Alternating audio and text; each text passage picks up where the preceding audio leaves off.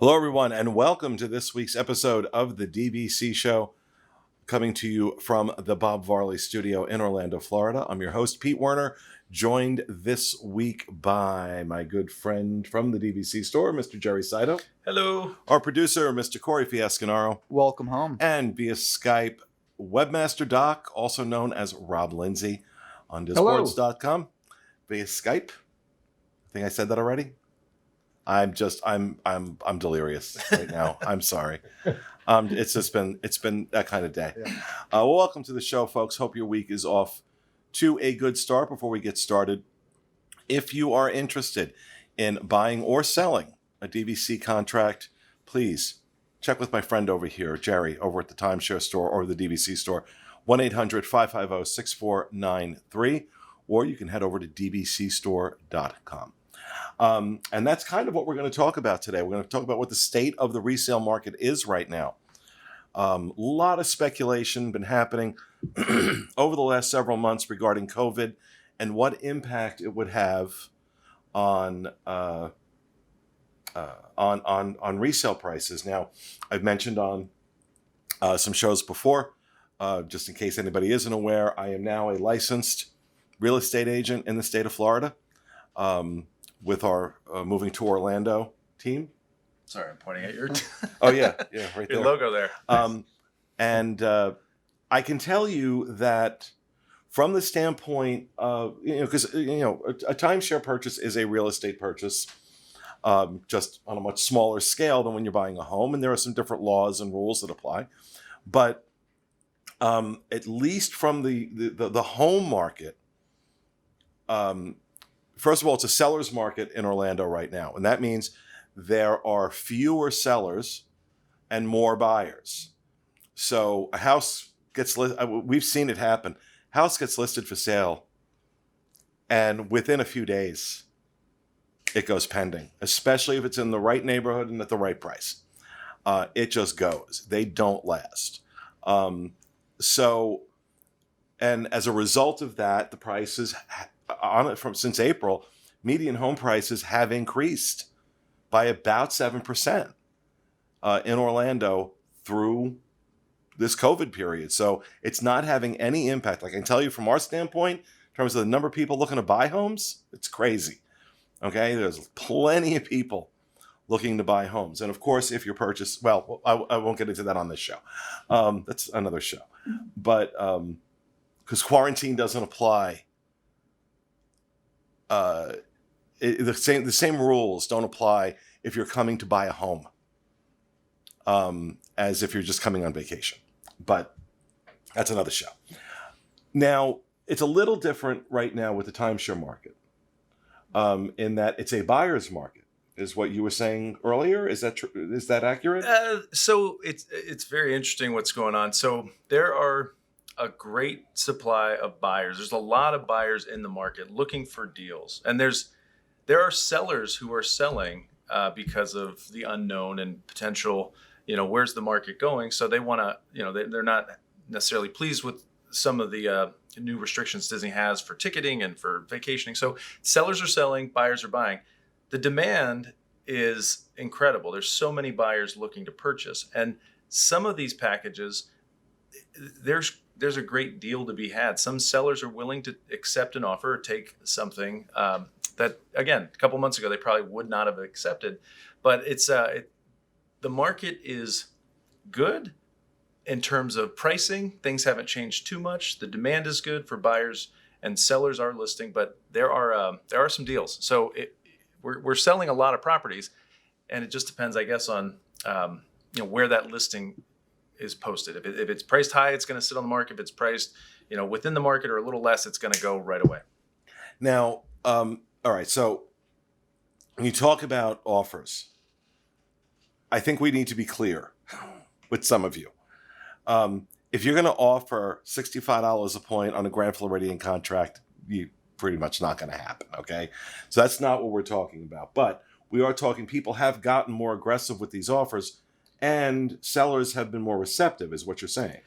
Correct. And like let's just use Grand Floridian as an example. Most listings for Grand Floridian currently are selling or listing, let's say 160 to 170 a point. It's not unheard of that a seller may accept an offer in the 150s. Previous to the COVID situation, they've been selling at 165, 170. They weren't really dropping down the 150s. There might even be a seller that may take a slight lesser offer. So the opportunity is there. I mean, again, I've been with the timeshare store a very long time. I've seen September 11th. I've seen the housing market crash. It is a good time to buy. If you're in the market, there are good deals out there. And Disney hasn't bought anything back since March 30th. So they're not really stepping in. So if you're considering a purchase, it's a good time to buy. Sellers, packages are still selling. The demand is still there. So if you were considering selling, it's still there. There's demand for your property. Are there particular properties that are hotter than others, or more, or in your view, are a better deal than others? Not necessarily. I've said this before, and again, I don't know how this is going to come across, but there's a seat for every saddle. There are buyers for every property. People love Vero Beach. They love Hilton Head, even though they're not on campus. So people love Boardwalk, Beach Club. They love all the different locations. So it doesn't necessarily, there isn't one that's a better deal than the other. They're all selling very, very well. But I would say, the most popular properties are obviously the ones that are economical, like Saratoga Springs, Animal Kingdom, Polynesian. But obviously the ones next to the theme parks, people love those too. So they're all good.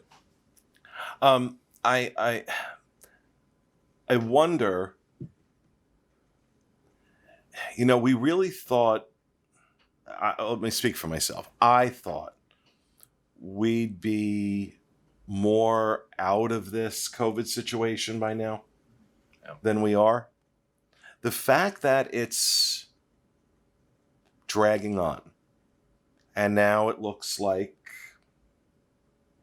we're going to be dealing with this at least the rest of this year. Do you think that's going to encourage more people to sell? I do. I think, we always had a difficult time finding sellers, because, Disney Vacation Club is great. It's a beautiful accommodation. They're easy to make reservations. They don't nickel and dime you to death. So I feel like it's always been difficult to find sellers for properties. There's always been a demand for buyers. But with, COVID, more sellers are like, what, we've done some great things. We've had some great trips. Maybe it's time to do something different. I think COVID maybe flipped a switch where it's maybe time for them. They've decided to sell. But those buyers that haven't been members for the past 10, 12, 15 years, those are people that could potentially benefit and pick up a contract for prices that were years ago. So, yeah. And it's now let me bring you in on this, Rob. You've purchased resale before, right? Correct. And do you ever look at contracts? Sure. What catches your eye right now? As somebody who's been doing this now, because we talked in a previous show, you bought in 93? 93, 27 years plus. Wow. And Rob has all the points, okay? He's like the Oprah of DVC. He's got all the points. Pretty much. And what catches your eye? What catches your eye when you look? Actually, at this point, I tend to look at the number of points that are available at what resorts. And in other words, the size of the contract. We're not in the market for additional DVC points now, but I still like to kind of get a feel for what the market is doing and where people are selling. Where are they 200-point contracts? Are they 100-point contracts? Are they 25-point contracts? And because everybody's got a niche that they're looking for. And I just like to get an idea of what's available right now. Yeah, I'm nowhere near Rob, but I've got about 1,100 points, and I'm not. You just passed us then. Didn't you used to have like 8 million points? Yeah, we sold one. Jerry helped us sell one. Oh, okay, okay. So yeah, I'm about 1,100 points now, and I always say I'm not in the market to buy anymore, but of course, the work I do with Jerry in the DVC store, I see everything that comes across, and I get the text alerts because there are certain, and we'll have link to if you want to get text alerts when properties become available. We'll have that information in the notes right below this video on YouTube. I'll get the alerts, and I'm seeing there's a lot of small point packages. Yeah, we've had a ton of like add-on contracts, which again tells me that those are members that are longtime members that are selling for whatever reason. So they bought 200 pointer, then they added 50, then they added 100, then they added 25, and they're selling all their membership. They're selling it all. So those add-ons are because that person's selling 5 contracts. Wow. Yeah, I mean, I see those come across. I'm like, oh, especially when they're in one of my use years. That the suggestion you made, I didn't listen to you. Buy them all in the same use year, and I didn't because I have February, March, and September. Yeah. So, but and food for thought on those add-ons you bring up, Pete. If you like an add-on, if you are in the market to buy something and you see an add-on, I do recommend not making the offer. You can always make offers. I'm not discouraging from making an offer. I'm just saying they sell very quickly. So if you like something and it's a good match, just be aware. There's 5 other people that are going to call us in 10 minutes to buy that. So just be aware. They the sell small point ones go really, really fast. They do, yeah. So would that mean then that the larger point contracts, because I wonder, the longer this drags on, I think the more people are going to start selling, and then it really does become a buyer's market, and that will drive the prices down. Sure. I mean, there's no question. But again, the catch is Disney, and we don't know if Disney's going to step in again. They haven't bought anything back in a while, but if they do, that would be the catch where prices are dropping. Disney steps in, they pull the price back up. Well, I found it interesting, and Rob, I don't know if you saw this, that DVC had a mechanics lien filed against them for work on on Saratoga Springs, on the rehab of Saratoga Springs. That Wow. they hadn't the vendor hadn't been paid. Wow. And it was $2+ million. And they had a vendor's lien. Now that's supposed to be coming out of dues. Yeah. So I'm saying to myself, That's out of the Capital Reserve Fund. right. So that's not supposed to be based on anything else. No. So I'm really wondering.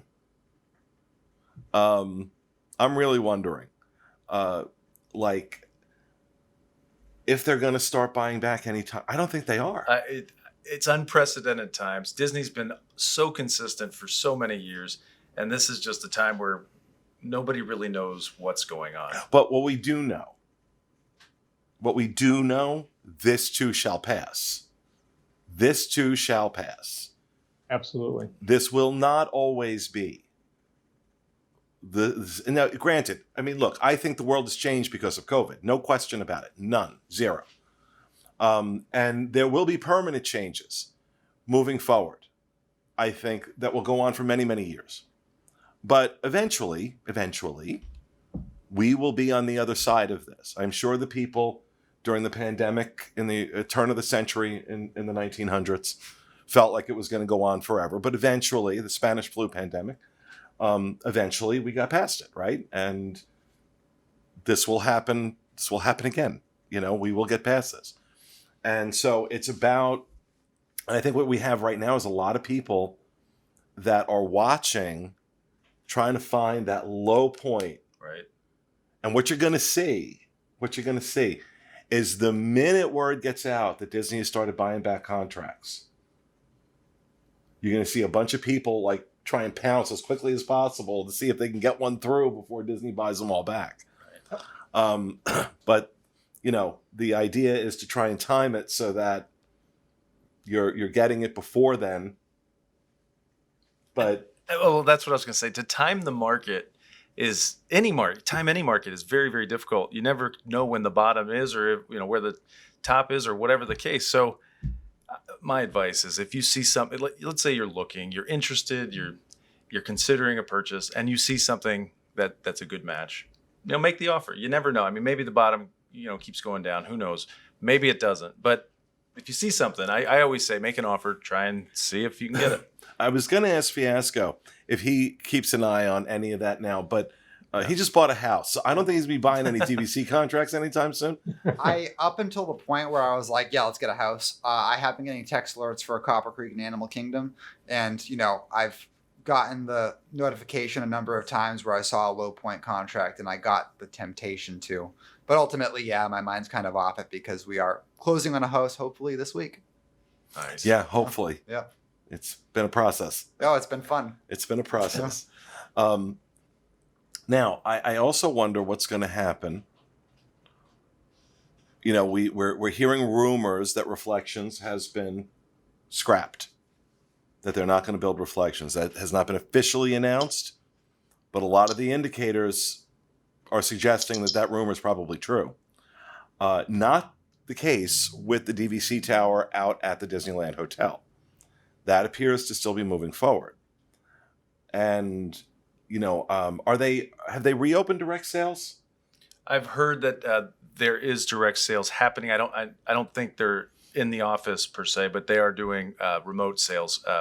So I do know of a guy that actually just recently sold a property a couple days ago to one of my clients. So yes, I think they are doing sales. They didn't bring the whole staff back. They only have certain guides that are back and doing, I believe, remote sales.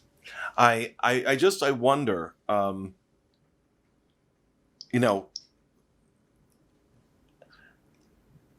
they start, I think we're a ways away from them selling the Disneyland Tower, but once that goes up for sale, you forget it.